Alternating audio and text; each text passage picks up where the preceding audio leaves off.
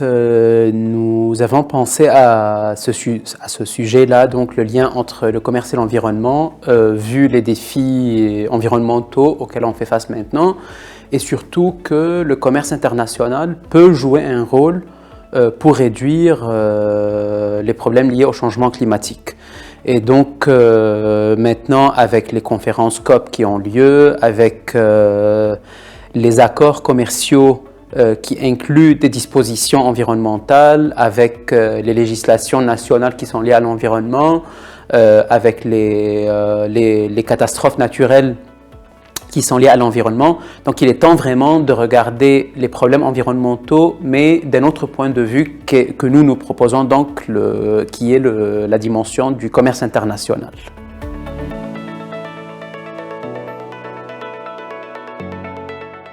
Donc nous, ce que nous essayons de faire dans ce papier-là, que je coécris avec deux collègues, Inma Martinez et Thaïs Nunez, c'est de voir comment les dispositions environnementales qui sont incluses dans les accords commerciaux avec la législation nationale ou bien les lois nationaux qui sont liées à l'environnement, comment en fait les deux peuvent ensemble réduire le commerce des biens polluants. Et donc pour faire cela, nous utilisons une base de données de flux commerciaux, une base de données qui s'appelle BASI, où on a vraiment les détails de quel pays exporte quel bien vers quelle destination, et on peut distinguer quels sont les biens polluants par rapport aux biens propres, et en fonction évidemment du degré d'émission CO2. Et avec ça, on utilise une autre base de données qui a été construite par la Banque mondiale qui s'appelle Deep Trade Agreements Dataset. Et donc l'idée de cette base, c'est qu'elle recense l'ensemble des accords commerciaux qui ont été signés pendant les 50 dernières années. Et dans cette base, on arrive à distinguer quelles sont les différentes dispositions qui sont incluses, des dispositions liées aux petites et moyennes entreprises, des dispositions liées aux mesures non tarifaires, à l'environnement, au travail, plein de sujets. Donc nous, on s'intéresse juste aux dispositions environnementales, d'une part. Et ce qui est bien aussi dans cette base, c'est qu'on peut distinguer le degré de la mise en œuvre ou bien de l'exécution de ces dispositions. C'est-à-dire qu'il se peut qu'on ait des dispositions qui sont là, mais qui ne sont pas vraiment mises en œuvre. Et donc, c'est plutôt une inclusion, on va dire, de juré, pas de facto. Mais nous, ce qui nous intéresse, c'est dans quelle mesure ces dispositions sont vraiment mises en œuvre et ont une force exécutoire. Et donc, on distingue les dispositions on va dire théoriques et les dispositions qui sont vraiment mises en œuvre.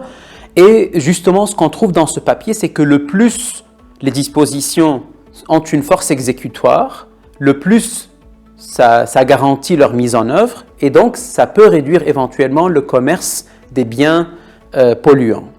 Et cet impact négatif donc des dispositions ayant une force exécutoire par rapport aux biens polluants devient encore plus fort si ces dispositions environnementales des accords commerciaux sont accompagnées par une législation nationale qui traite de l'environnement. Et donc ça peut couvrir des lois qui sont liées à l'énergie, à l'environnement, à la qualité de l'air, de l'eau, la déforestation, etc. Et donc ça, c'est principalement ce qu'on essaye de faire dans ce papier.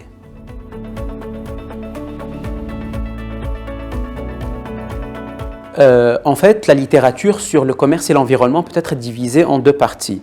Une partie qui s'appelle l'hypothèse de Porter et une deuxième partie qui s'appelle donc le paradis de pollution. Donc le paradis de pollution veut dire que que de manière générale, donc les pays développés vont essayer de délocaliser les produits polluants dans les pays en développement qui ont une législation moins contraignante. Et donc, ces pays en développement vont entre guillemets, se spécialiser dans la production des biens qui sont polluants. Et par la suite, le commerce va mener à une augmentation de la pollution. Donc ça, c'est d'où l'idée que ces pays deviennent comme un paradis de pollution. La deuxième branche de cette littérature, qui s'appelle l'hypothèse de Porter, c'est que les pays en développement, en commerçant avec les pays développés, vont importer une technologie améliorée et par la suite, cette technologie améliorée va mener à l'adoption de technologies plus propres et donc le commerce devient plus propre et moins polluant. Nous, ce qu'on voit, c'est que évidemment, dans la plupart des pays en développement, la force exécutoire des dispositions environnementales dans les accords commerciaux n'est pas très présente.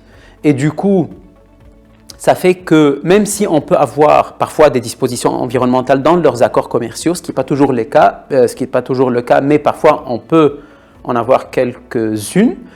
Mais le problème, c'est qu'avec une force exécutoire qui est faible, on continue à avoir dans les pays en développement un paradis de pollution. Et donc les exportations des pays en développement vers les pays développés sont principalement des biens plus polluants.